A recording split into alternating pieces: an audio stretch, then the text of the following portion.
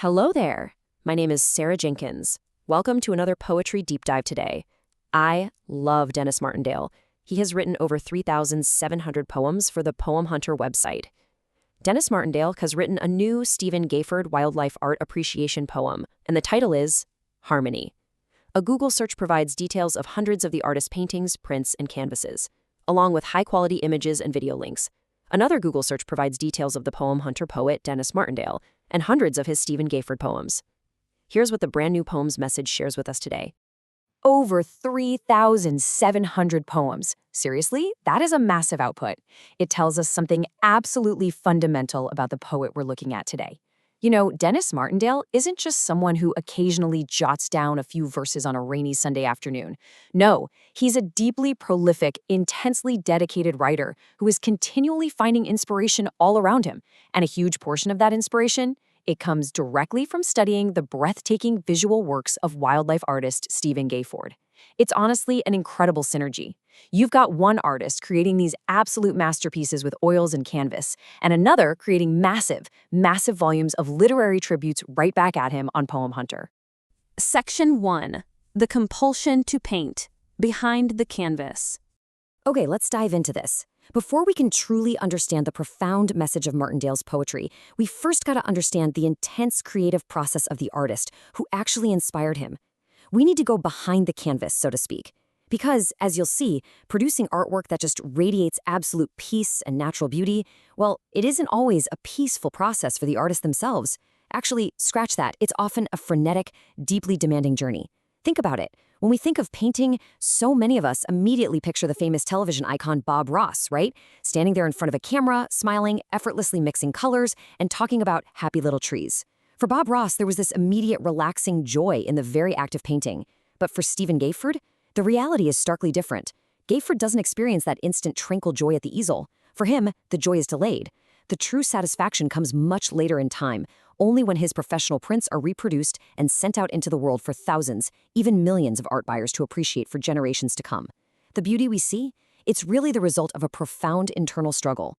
Just listen to Gayford's own words for a second. Painting, for me, has never been a hobby. It's not a relaxing experience. I feel compelled, even driven to paint. He actually compares this feeling to professional writers and sportsmen. Ever since he was 12 years old, it's been a passion, sure, but also a real labor of love. So the absolutely crucial point here is that when we look at his stunning, serene wildlife portraits, we are actually looking at the result of raw, unrelaxing grit. He doesn't paint because he just wants to unwind at the end of the day. He paints because he literally has no other choice. It's a true compulsion. So let's look at how this intense drive translates directly into his actual technique. Because Gayford is so driven to capture the perfect atmosphere, he purposefully manipulates the elements in his scenes. He actually dislikes front light, when the sun is directly behind the observer. Instead, he prefers backlight, side light, or diffused light. He actively seeks out cloudy or dusty days for his compositions. Why? Because, as he says, he loves how dust and mist portray the actual volume of air between objects. He wants you to feel the thick humidity of the jungle or the dusty heat of the savanna. It's like a giant puzzle for him, and he is a master at making the invisible air visible. And to achieve that kind of mastery, his workflow is incredibly meticulous. He starts small, sketching up to 12 tiny pencil compositions on an A5-sized pad, until the layout is just flawless. Then, when the actual painting begins, he employs this fascinating trick. He places a large mirror behind him. Sometimes he views his painting in reverse through the reflection. This essentially forces his brain to see the image with fresh eyes, making any hidden flaws instantly obvious so he can correct them. And if that wasn't intense enough, he doesn't just work on one piece at a time. No way. He constantly juggles between 2 and 10 paintings simultaneously. When he feels he's strayed a bit too far from his original inspiration on one canvas, he simply stops, moves to a fresh canvas, and returns to the first one later when his mind is totally reset. It's a highly demanding, multitasking dance. Section 2. Tigers in Perfect Harmony. Analyzing the poem. Now let's just take a deep breath. Stepping away from that frenetic, juggling, intense process in the studio, let's step into the pure tranquility of the finished artwork.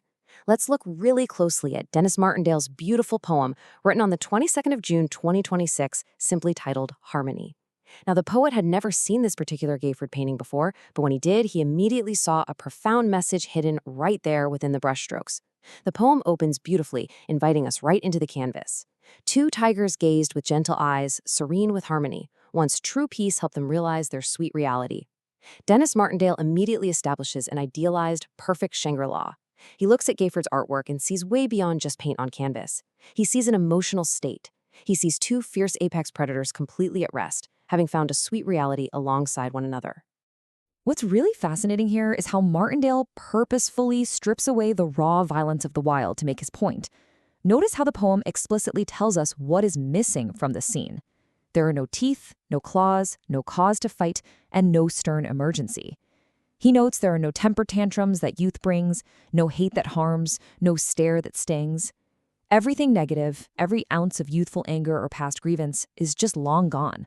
The poet transforms the wild jungle into a sanctuary of pure delight and tenderness, where these majestic creatures live completely fancy-free. And this leads us straight to the emotional core of the tiger's experience. They gently bask, not wanting more, contentedly to stay. They aren't paralyzed by anxiety about tomorrow. They aren't constantly asking, will this endure to last another day? No, they simply sense that love has made things this way, that trust has led them here. And they obey their new, peaceful instincts. It is a perfect, uninterrupted moment of trusting, contented existence. Section 3. Human love versus reality. The harsh contrast. So this is where Martindale takes a brilliant, totally unexpected turn in the poem.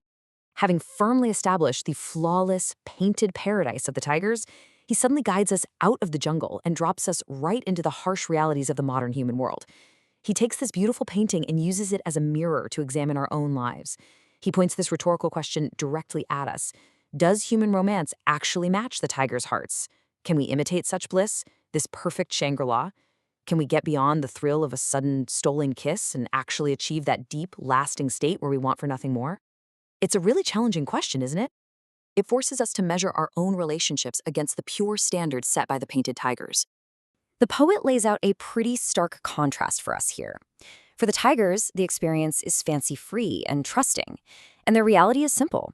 They have absolutely no cause to fight.